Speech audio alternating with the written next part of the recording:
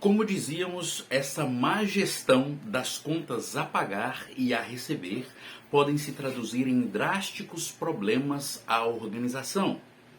Pode ser que o grande problema nem seja as suas saídas maiores do que as suas entradas. Pode ser que você tenha grandes entradas na sua empresa e comparativamente às suas saídas elas são muito superiores, mas a má gestão do fluxo de pagamentos podem também comprometer a saúde financeira da sua organização. Como assim? Pode ser que as suas entradas se dão, por exemplo, as maiores entradas da sua organização se dão entre os dia 10, dia 15 e dia 20. E você possui as suas maiores contas a pagar no dia 1º, dia 5, dia 6, dia 7. E aí você está sempre pagando juros. Juros sobre juros, que podem se traduzir em vários problemas à saúde financeira da organização. Então essa má gestão das contas a pagar, elas podem vir a ser ou vir a causar vários problemas organizacionais no seu fluxo de caixa. Uma outra questão é a falta de capital de giro. Isso mesmo, muitas empresas não fazem, ou muitos empresários não fazem o cálculo do capital de giro, sabe? Eu oriento você a procurar o seu contador, ele sabe te orientar muito bem quanto a isso. Como se dá o cálculo do capital de giro? E como eu preciso saber se o meu saldo da tesouraria é positivo ou negativo? Essa é a maior finalidade de saber fazer o cálculo do capital de giro. Tá? Saber se o saldo da sua tesouraria é positivo ou negativo. Tá bom? Então, você vai lá, calcula o seu capital de giro, o ativo circulante menos o passivo circulante, você vai lá e calcula a sua necessidade de capital de giro, e depois que você faz esses dois cálculos em separados, você pega o capital de giro menos a sua necessidade de capital de giro, vai ser igual a... Se essa conta der positiva, você tem saldo positivo na tesouraria. Se essa conta der negativa, você tem saldo negativo na tesouraria. Então, atente-se para o capital de giro. O que é capital de giro? O próprio nome já diz. É um capital que está ali para girar, para cobrir os seus vencimentos. E se você não tem esse dinheiro para fazer isso, você vai ter que recorrer a capital de terceiros. E aí nós temos um outro problema que pode vir a ser um drástico problema, uma doença mesmo da sua organização, que é a frequência com que você lança mão de capital de terceiros. Obviamente que falar de não pegar empréstimos para o empresário brasileiro no Brasil, que é tão onerado com impostos hoje, é praticamente impossível. Entretanto, existe um vício desses empréstimos por parte de vários empresários.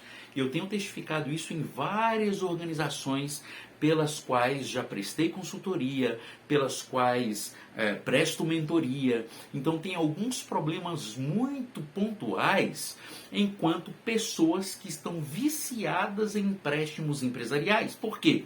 Nós temos taxas que são taxas verdadeiramente atrativas. Mas uma pergunta a se fazer: a minha empresa de fato está precisando deste empréstimo? Segunda pergunta: se está, em quanto tempo eu vou pagar? Quanto isto vai impactar os meus vencimentos mensais, os meus vencimentos quinzenais, os meus vencimentos semanais e diários? Qual o impacto que isso vai ter? Tá, e se eu tiver um outro problema lá na frente, eu vou poder ter condições de pagar um outro empréstimo se eu necessitar? Né? Então, muitas vezes, eu conheço empresários que tinham mania de pegar empréstimo para pagar folha salarial. Mas não é porque não tinha condições de pagar os seus colaboradores. Não. A empresa entrava bastante dinheiro. O grande problema era a má gestão do fluxo de caixa. Ou seja, como eu tenho que fazer outros pagamentos de outras coisas, de insumos, como eu tenho que pagar impostos, como eu tenho que pagar novos investimentos. Então, eu utilizo esse dinheiro durante o mês, não faço previsão de pagamento da folha de colaboradores. Por quê? Porque eu tenho empréstimos a juros atrativos e eu posso pegar um montante interessante para pagar a folha e ainda fazer um outro investimento. Às vezes, em algum momento específico, pode ser que isto seja uma decisão palpável, uma decisão que possa trazer benefícios imediatos e benefícios futuros. Mas o grande problema é o vício e o momento com que isso é feito. Então, o uso excessivo desse capital de terceiros pode trazer um grande problema à minha organização e pode sim constituir-se essa em uma grande doença da minha empresa. E se esse for o problema, o que você vai precisar fazer? Bom, você já diagnosticou, você já viu que você tem essa compulsividade por lançar mão de empréstimos à sua empresa e trabalhar sempre com empréstimos mensalmente. Muitas vezes até aquele gerente que é parceiro, que já te concedeu créditos e mais créditos para outros projetos, né? Então ele liga para você, olha, eu estou com uma taxa bem baixa de juros aqui, eu estou precisando bater metas, né? E aí ele te empurra um empréstimo, aí você pega. Aí daqui a pouco ele chega daqui 15 dias, olha, agora surgiu uma linha de crédito aqui especial, aí você pega. Por quê? Porque você já tem uma compulsividade, mesmo tendo grana em seu caixa. Obviamente que em muitos momentos a gente sabe que tem que lançar mão de um ganha-ganha, né, de uma troca de favores, para que a sua empresa seja beneficiada, desde que legalmente, em alguns momentos. E se não vai prejudicar a sua organização, quem sabe da sua organização é você, não é o gerente bancário. O que ele pode ver lá é a movimentação bancária, dinheiro caindo na conta. Mas ele não sabe, ele não conhece a sua realidade por completo. Quem conhece é você. Então, se você tem compulsividade por lançar mão de empréstimos para a pessoa jurídica, para trabalhar com esse dinheiro a taxas de juros baixas ou mesmo a taxas de juros maiores, aí pior ainda, né? Então preste bastante atenção quanto isso. Outra questão que você deve prestar bastante atenção é quanto à sua baixa lucratividade. Então, se o diagnóstico da sua doença enquanto empresa apontou para baixa lucratividade, alguns problemas podem estar acontecendo. Baixa lucratividade não é a doença. Baixa lucratividade é o resultado da doença, tá? E essa baixa lucratividade veio de outros sintomas. Veio de sintomas pontuais. Um desses sintomas pode ser que você não esteja sabendo calcular direito o preço do seu produto ou o preço do seu serviço, de acordo com os seus custos. Pode ser que os seus custos estejam empatando ou sobrepujando ou superando o valor da sua lucratividade. Ah não, mas se eu cobrar mais caro por esse produto aqui, eu não vendo porque o meu concorrente vende a esse preço. Tá bom, se ele vende a esse preço e não está tendo problemas financeiros, muito possivelmente ele está com um custo mais baixo que você.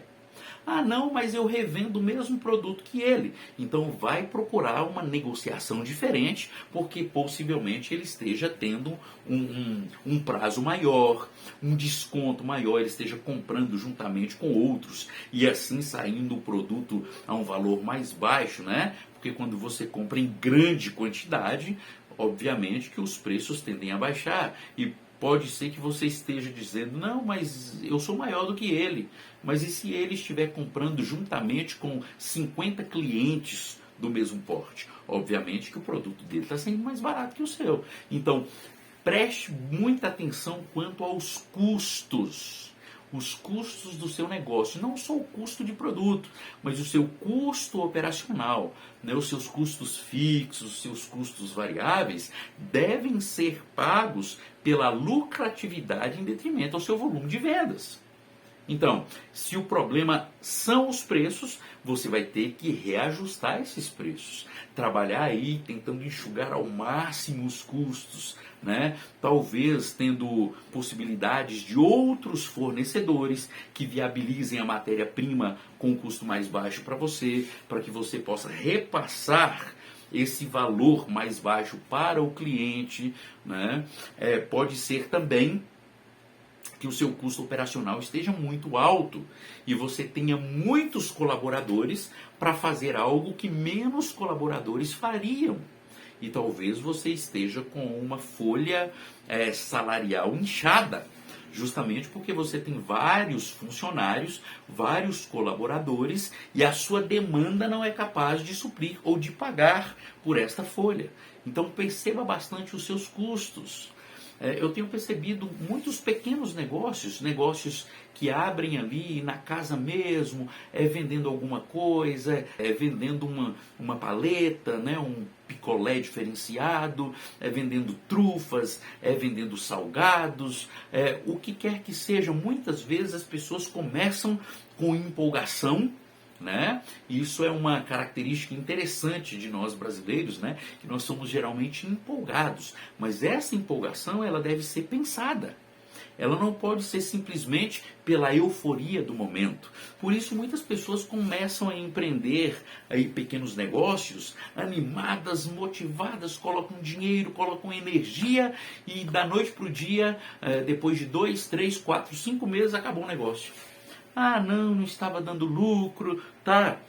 Por que não estava dando lucro? Você fez cálculos, né? Tem pessoas aí vendendo cento de salgadinhos por um valor que se você calcular o tempo, a mão de obra, os insumos, o gás, se você calcular os recipientes, no final de tudo, a energia elétrica que é gasta, no final de tudo, a pessoa está pagando para trabalhar. Ah, mas se eu vender com valor maior, eu não vou conseguir retirar, eu não vou conseguir vender, porque esse é o preço que as pessoas vendem por aí, tá bom? Se você fizer todos os seus cálculos e esses cálculos levarem você a entender que precisa vender mais baixo para vender e aí está vendendo ou pagando para trabalhar, é um problema. E de fato, talvez você tenha que pular para outro segmento. Ou você tenta baixar seus custos ou aumentar a sua qualidade para que tenha uma justificativa quanto ao preço mais alto. Lembra-se, preço-prêmio ou prêmio do preço, né? Quantidade ou valor que o seu cliente está disposto a pagar a mais por aquele produto pelos benefícios que vêm com ele. Isso é preço-prêmio. Ou seja, o cento do salgado ali, R$ 10 mais caro. Porém, a qualidade é muito maior. O salgado é maior, né? Talvez a pessoa aumenta um pouco mais o salgado ali no tamanho e pode cobrar um valor mais considerável e as pessoas estejam dispostas a pagarem por isso. Pode ser que o tamanho do salgado é o mesmo, mas junto ganha-se um refrigerante, um brinde, alguma coisa assim. Ou você trabalha com o cartãozinho fidelidade, né? Quando completar o cartão, o cento é gratuito, ou ganhe isso, ou ganhe aquilo. Então você tem que pensar em diferenciais de forma que a sua lucratividade ela não esteja de fato prejudicada. Se você não fizer contas, se você tiver uma baixa lucratividade, mesmo tendo um grande fluxo de demanda ou bastante clientes, possivelmente o seu problema esteja no preço. Às vezes o seu preço está ideal, a sua margem de lucratividade é uma margem interessante, que daria para o seu negócio sobreviver, mas você não tem uma demanda que possa suprir as suas necessidades. Então, nós vamos ter que fazer algumas campanhas de marketing, talvez a gente trabalhe também na qualidade, para divulgação maior desse produto, uma divulgação pelos marketings orgânicos das redes sociais ou mesmo pelo marketing pago, né? O que eu devo investir para ter uma rentabilidade maior? Talvez fazer mais posts sobre alimentação no seu blog, no seu Facebook. e em outras redes sociais, talvez gravar vídeos falando dos benefícios disso, daquilo outro, talvez entrevistar uma pessoa que seja uma referência em fazer salgados aí na sua região ou em outras regiões, talvez fazer uma live. Muitas pessoas estão interessadas em ajudar. E muitas vezes um e-mail que você manda para uma pessoa que muitas vezes é referência, ela talvez com prazer te responde. E as pessoas deixam de entrar em contato porque pensam que a vida é muito corrida. Óbvio, quanto maior referência, mais difícil acesso. Mas dizem que entre você e a pessoa mais importante do seu país, há apenas 3 pessoas. Você, o seu conhecido, o conhecido do seu conhecido que conhece o presidente da República, que conhece o ministro. Você tem que procurar os caminhos corretos, né? E muitas vezes essa pessoa referência está a apenas 3 pessoas de você. Ou simplesmente um e-mail trocado entre você mesmo e ela pode resultar em uma parceria interessante, em uma entrevista, algo do tipo que vá trazer mais visualizações para os seus canais, para as suas redes sociais, e assim as pessoas passem a gostar do seu conteúdo, até vê-lo ou vê-la como uma referência naquele assunto. E aí você pode aumentar a sua demanda, aumentar as suas vendas, melhor dizendo, em detrimento a essa demanda que foi causativa. Ou seja, você fez algo e agora essa demanda ela veio de uma forma retributiva àquilo que você fez, àquilo que você chamou a atenção. Então, a baixa lucratividade pode ser erro na formação de preços, erro no estabelecimento dos custos, erro na margem de lucratividade pretendida, erro na retirada, erro no prolabore. E nós temos vários problemas desses financeiros aí a detectar nas empresas, né? Por exemplo, um deles é 98% das empresas do Brasil são micro e pequenas empresas. E um número muito grande dessas empresas são empresas familiares. E um dos grandes problemas, não saber dividir finanças pessoais, ou seja, finanças da sua casa, da sua família, com finanças empresariais. E aí é onde nós temos os maiores problemas de ordens financeiras da organização. E quando essa doença é detectada, não é fácil de se tirar, não é da noite para o dia. Precisa ter determinação, disciplina para de fato fazer acontecer. E essa disciplina muitas vezes significa diminuir um pouco o padrão de vida, diminuir um pouco os gastos na padaria, na pizzaria, na sorveteria, na açaiteria e por aí vai, um tanto de terias por aí, né? Por quê? Porque a gente tem hábitos de consumo. Nós somos geralmente, na grande maioria, consumistas.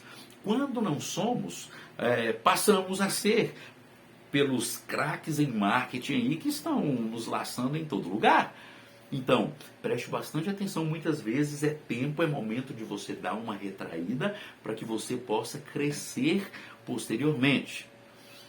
Seja um clínico geral da sua organização. Quanto mais visão você tem do seu negócio, mais você vai conseguir diagnosticar problemas, possíveis doenças. E quando você diagnostica aquele problema, aquela doença, quanto mais cedo isso acontecer, mais chance de você não colocar a sua empresa a perder. Acontece com as doenças, né? Quanto mais cedo diagnosticadas, mais chances de cura elas têm. Na organização também é assim. Quanto mais cedo as doenças organizacionais forem diagnosticadas, mais chances de tratar eu tenho. Né? E talvez você já esteja tão ligado no automático, tão acostumado com os processos diários da sua organização, o dia a dia muitas vezes te consome, talvez você nem esteja conseguindo parar para planejar o seu negócio e você esteja sendo mais como um bombeiro apagando os fogos da sua empresa por aí. E se esse for o problema, aí talvez você precise de uma mentoria específica, de um trabalho de um especialista em administração, mesmo de um consultor terceirizado, para te ajudar a enxergar ou para te ajudar a diagnosticar os problemas ou as doenças da sua organização. E aí, quando você diagnostica as doenças, os problemas, eles ficam de fato mais fáceis para serem tratados. Então nós tratamos aí de algumas doenças, né? A doença do problema financeiro, que é a doença do capital de giro, a doença do problema da formação de preço, de não saber quais são os seus custos, de não saber a sua margem de lucratividade efetiva. Nós vimos aí que esses problemas financeiros podem estar ligados a finanças pessoais, a finanças domésticas misturadas com finança empresarial. Nós vimos que pode ser pela falta do cálculo do capital de giro ou pela falta do cálculo da necessidade de capital de giro e você não esteja sabendo do seu fluxo de tesouraria, se ele é positivo, se ele é negativo. Uma outra coisa que vimos também é que os seus investimentos eles podem estar sendo maiores do que as suas entradas, do que a sua capacidade financeira.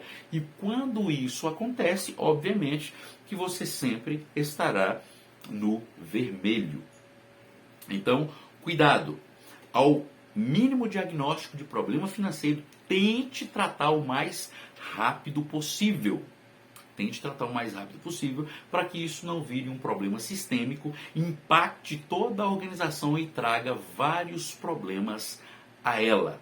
Então, essa foi uma das primeiras doenças que nós tratamos aqui no nosso vídeo. Vamos tratar de mais doenças, vamos conhecer um pouco mais de doenças organizacionais e algumas sugestões para solucionar essas doenças, para medicar, para remediar algumas receitas que podem te ajudar a isso. Vamos lá!